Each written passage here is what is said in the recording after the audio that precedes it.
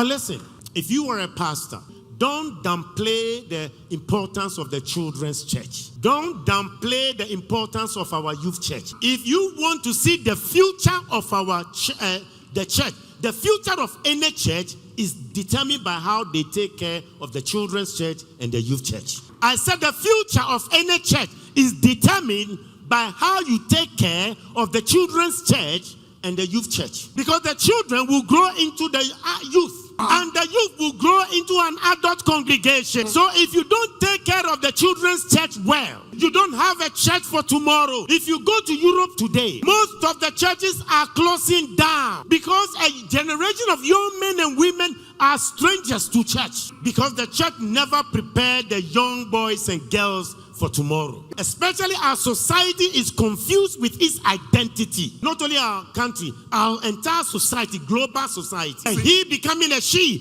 becoming a he. And then sometimes they said, I am never a he or a she. I can be an animal. So the society is suffering from an identity crisis. Whenever you take God out of your mind, foolishness and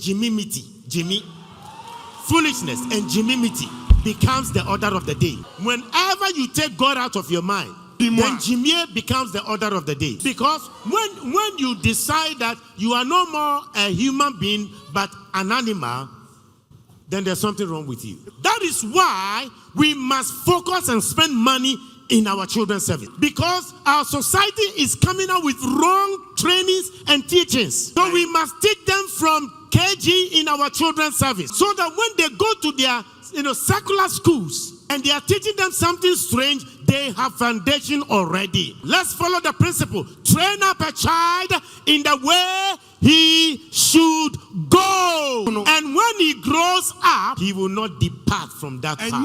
The solution to the future training of our children lies with the church. Today it is sad. As a nation, we don't have national values. We don't have national values that guide us. So we do things anyhow.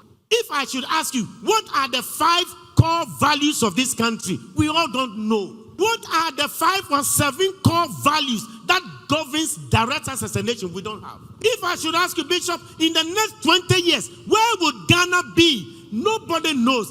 Parliament don't know. The MPs don't have an idea. The Jubilee House, they don't know. That the next 20 years, where would we be? Our chancellors in our various universities have no clue.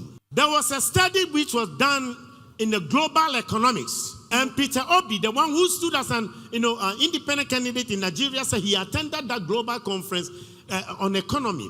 And they said they talk about the European economy, the Asian economy, the American economy. And for 1 month, when they said they have finished with the course, and they never mention of African economy. And then he asked, why is that you didn't talk about African economy? The lecturer told him, that this great businessman told him, Africa has no economy. He said the world can't plan with Africa. He said, Africa has no plan in the next 20 years. Africa lives by the day. And the world cannot wait for those who are marking time. So the world cannot plan with Africa. Let's forget about Africa. Let's talk about Ghana. 20 years from now, do we know where we are? I'm asking all of you, 20 years from now, do we know where we would be? Yes or no?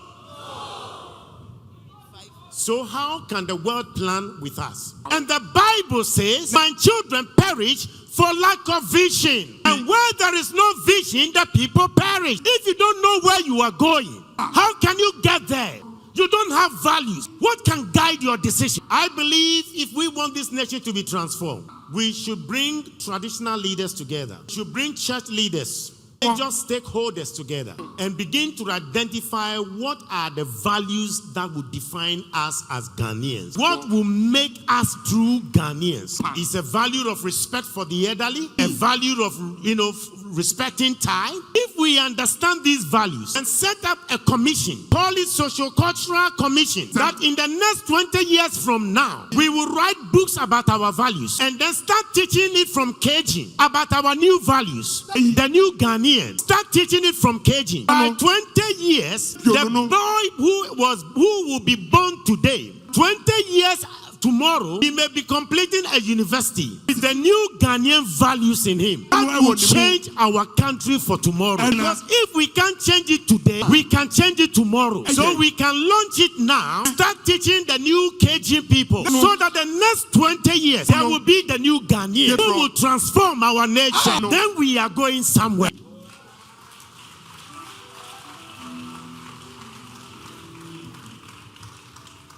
There was a boy. I will encourage our pastors, give the youth opportunity to display their talent. Recognize their giftings and their talents. They can do great works.